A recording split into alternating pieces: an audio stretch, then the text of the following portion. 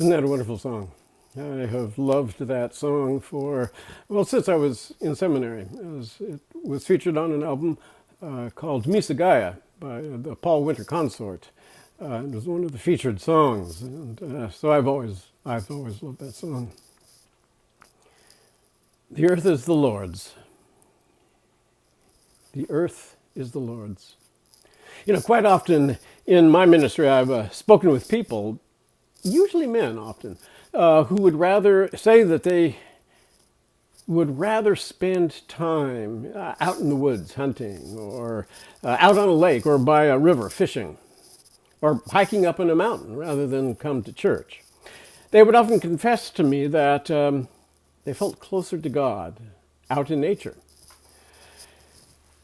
In researching the ministry of Jesus, I have come to believe that they got it half right. Jesus did indeed spend significant amounts of time in the wilderness, out in the natural world, as a means to restore his soul and refresh his mind. For instance, after his baptism by John in the Jordan River, Jesus spent time in the wilderness in a time of fasting and prayer. The Gospels record that he was also known to depart from the buzz of his disciples and the pressing crowds that followed him to, quote, lonely places, places that were apart from human habitation.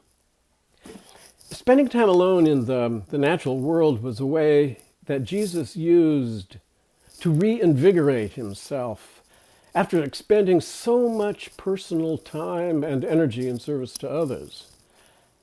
However, this was always balanced by spending time in fellowship with his disciples, worshiping with them, and engaging in the sort of education and learning that can only occur in human society.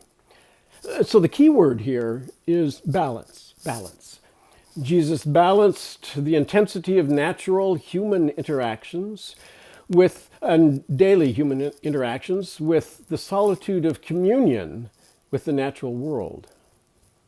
So humans are as much a part of the natural world as are other animals and plants, trees, rivers, mountains, sun, and stars. We have developed over centuries and millennia in direct contact with the natural world.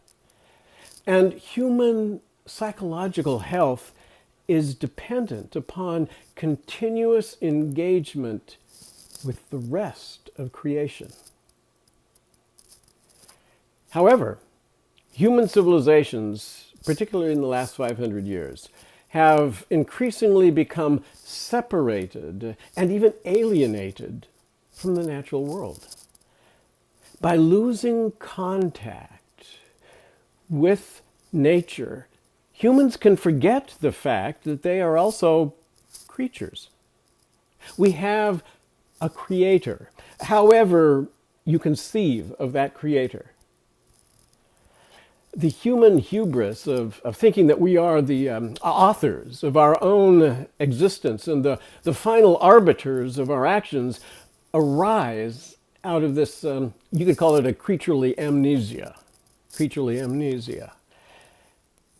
In fact, the environmental and climate crisis in which we find ourselves now can be traced to our disengagement with and estrangement from the natural world, which is that multiple interconnected systems of the earth.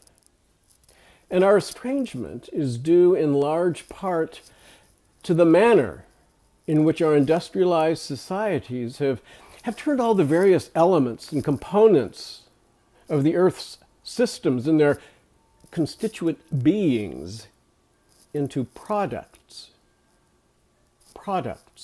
for human consumption. The term for this shift is called industrialism, which Wiktionary defines as, quote, the socio-economic system based upon the industrial production of manufactured goods rather than on agriculture. End quote. You see that sort of shift that has occurred there. What industrialism, it's a hard word, what industrialism does is it reduces the individual, whether the individual is a human individual or other creatures, but particularly the human individual, into an entity that is divorced from the outside world. And here this really is sort of a human phenomenon.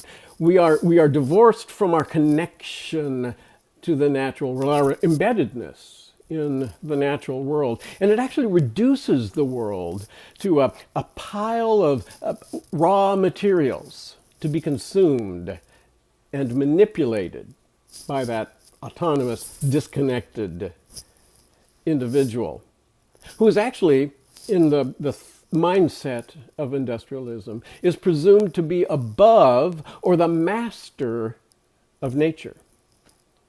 You're undoubtedly familiar with this idea because it's what we've all been taught essentially in school. Humans sort of at the pinnacle of creation. We are said to be to have dominion over the earth, which people often then go ahead and interpret as meaning do anything you want to the world, to the earth, to its creatures. Well, Psalm 148 restores humanity to its place as a singer, as it were, in the choir of creation. All aspects of creation, animals, birds, fish, sun and moon, stars of night, the whole universe of galaxies and solar systems with planets and beings of unimaginable diversity and form are summoned together to praise the one source of and reason for our being. The one source of and reason for our being. You see, we're not commodities to be consumed and discarded by a system that seeks only to profit from us. We are all creatures. And to speak of creatures is to recognize our createdness and our ultimate relationship with our Creator. You see, the point of the stories in Genesis is to remind us of that creaturely status. And Psalm 24 reminds us that the earth belongs to the Lord. It's not the private property of anyone. We are to care for creation, not manipulate it for our own ends. You know, we are going to have to get serious about caring for creation and tend to the needs of the planet upon which our path is placed. And more than that, as the fully conscious self-expression of the natural world, which is what many persons who investigate and speak at the intersections of science and religion, science and theology, like to point out, that we are an outgrowth of the natural processes of the earth that have come to a full self-consciousness. And so, as the fully self-conscious self-expression of this natural world, might we not also realize that our consciousness is an emergent unfolding of nature itself, and that our full health requires that we become fully aware of nature as part of ourselves and ourselves as part of nature? In other words, we are not separate. We are not divorced from the natural world. We're not above the natural world. We're an intrinsic part of the natural world. And so we have responsibilities towards that world of which we're a part. Therefore, the path of Jesus We've been looking at the path of Jesus for the last several weeks. The path of Jesus for the 21st century moves beyond simply caring for the earth into an actual practice and posture of reintegrating ourselves into the natural life processes of the earth. And this reintegration begins by spending time in the natural world, not as a consumer of experiences, but as a natural being, participating in the processes of the ecosystem in which you find yourself. Spending time in natural places, and especially wild places, can restore us to our place in creation.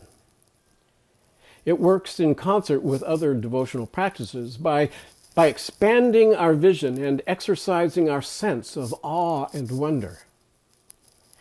The beauty that we encounter feeds our souls in ways that we are unable to accomplish out of our own volition. The natural world comes to us as a tremendous gift, a blessing that we have not earned and cannot claim to deserve. And so it serves as a tangible experience of God's grace.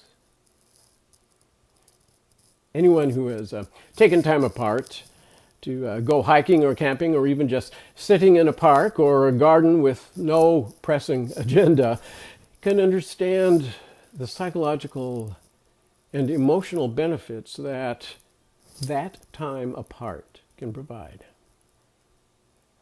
Imagine, for example, that you're sitting in a cabin at a writer's retreat or some other reason along a river.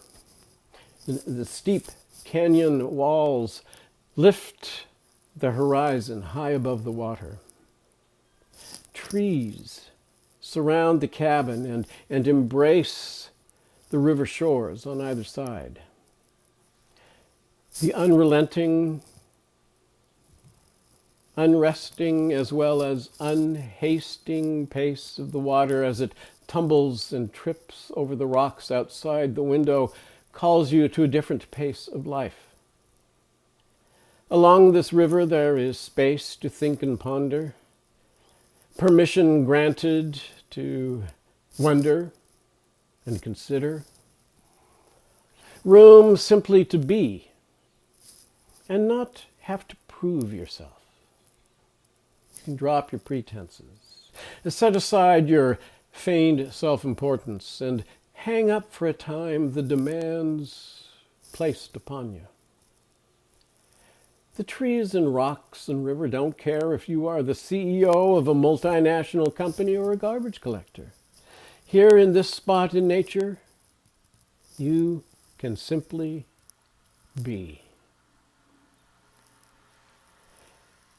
The times Jesus spent in the lonely places of the natural world were just such retreats from doing into the depths of being.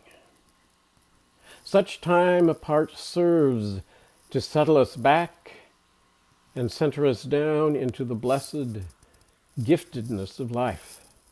A gift given to us beyond any consideration of whether we have earned it or deserve it in any way. Time apart in the natural world can return us to the mysteries of grace and providence. And so, I will conclude this sermon with a visual meditation upon the amazing dance of creation in the growth of plants as we move into this more spring-like weather. Please, sit back and watch as these images sing and dance the praises of our Creator.